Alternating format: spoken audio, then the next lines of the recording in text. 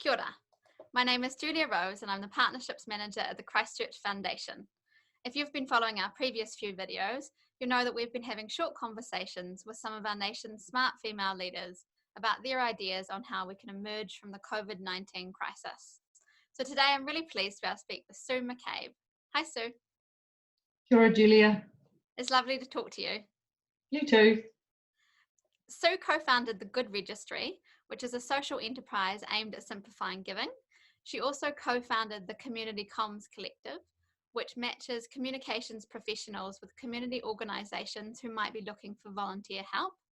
In a previous life, she was the Chief Executive for the National Council of Women, and these days she's the Chief Executive for Philanthropy NZ.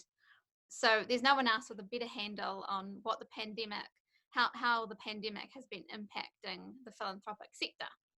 So on that note, Sue, in what ways and to what extent has the virus impacted our sector? The philanthropic and grant-making sector is quite diverse, so the impact is quite broad. Members of the philanthropic and grant-making sector include community trusts, corporates, community foundations like the Christchurch Foundation, local government, individuals, family foundations, and they all generate, they get their income for distribution in different ways. So I guess the impact falls into three main categories. Firstly, and in a very high profile way, you've got the types of funders that are giving away less, sometimes considerably less as a result of the pandemic. And in this group, we see the gaming foundations who are grant makers who can't give away money because they're not earning any money from their gaming venues. Then you've got organisations that get the money that they then distribute to community groups in the form of income on their investments. So when income from those investments is lower, they've got less to give away. Then you've got the second group that are giving more as a result of the pandemic because they're able to for a whole range of reasons. And some of these are maybe bringing forward their funding as well. We're seeing the establishment of some rapid response funds. So that's really, really positive.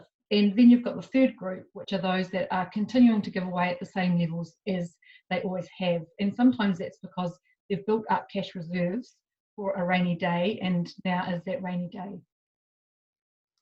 That's right, and there's no doubt that many of the charities in New Zealand at the moment will be seeing an increase in the demand for their services. At the same time, perhaps the economic security around their financial aid is decreasing if, as you say, funders like the gaming trusts have completely dried up. But then it's great to hear that there's other funders that are able to give more and are perhaps inspired to give more because of what we're going through. So that's good. And on that note, what role do you think philanthropy can play in our recovery? And especially, I'm interested in hearing your thoughts on what the philanthropic sector can do to help, or at least focus on opportunities that might come out of this crisis, because people are doing things differently. Definitely. I think the first and quite basic thing to say is that funders who have given out money to community groups are really encouraged to allow those community groups to spend it to whatever they see now as the highest need. So Philanthropy New Zealand put out an open letter containing some best practice in terms of allowing community groups to cancel an event that they were funded for to do something else with that money instead. In terms of philanthropy's role in the recovery, it's important to kind of know the nature and the scale of the sector. So a report by JB Ware in partnership with Philanthropy New Zealand last year estimated philanthropic spend at 3.8 billion a year. So and just over half of that actually came from individual givers. So, the everyday giver, and also, high net worth individuals. The rest came from, the foundations, the trusts, the organised givers. So 3.8 billion is, it's a significant amount.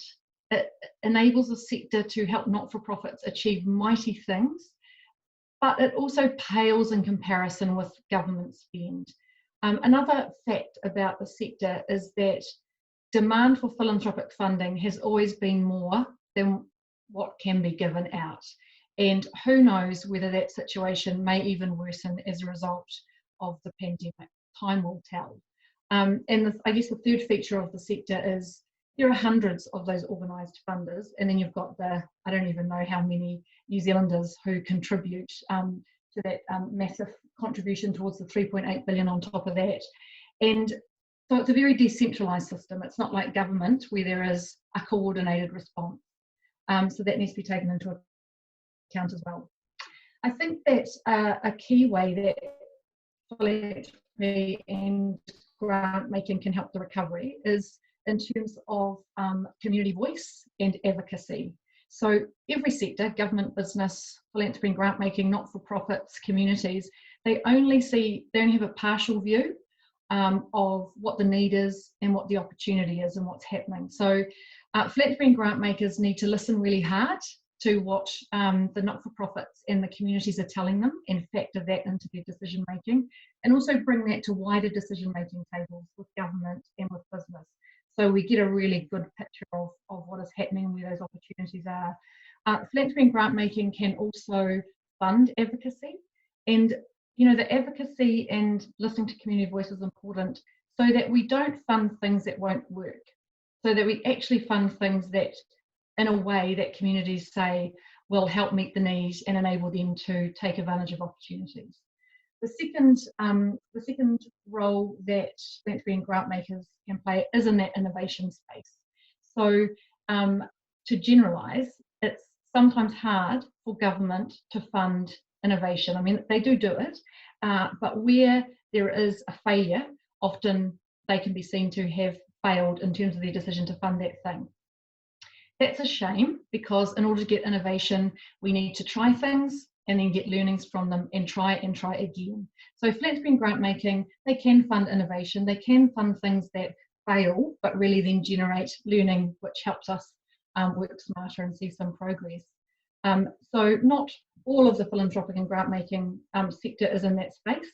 A lot of money goes towards supporting existing community services that will always be needed, but there is a very significant and small role to play in terms of innovation.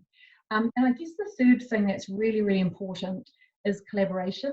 And once again, it comes back to that partial picture. So the philanthropic and grant making sector, even though they're all independent, there are clusters of really good collaboration, which helps to address an opportunity or a problem more fully. And we see that in Christchurch in terms of funder collaboration that sprung up from the earthquakes, again, that helped the response to the terrorist attacks, and now, we've got the pandemic. In the Waikato, for example, we've got about 8 funders, and community groups make one application, and then that funding group looks behind the scenes in terms of how that response, how that need could be met. So we're seeing some really cool things with collaboration, which is really, really important because of the size of the problem. And we're hearing from the funding sector that they want to collaborate more deeply, more fully, and more broadly. Thank you. So that's really excellent to hear how we're such a nimble sector. We can have a huge impact, especially if we work together and collaborate. And I particularly like the fact that you highlighted, well, if we want to take advantage of any opportunities and think about doing things differently, then we have to be willing to fail or try something new and experiment a bit. So now's a really good time to do that. There is room to do that. So yeah, really good point. And also, particularly, this is an issue affecting the whole of our community. So we need to be talking to our community, advocating for them, and listening to them. So thank you so much. It was excellent talking to you. Thank you, Julia. Kia ora. Matiwa.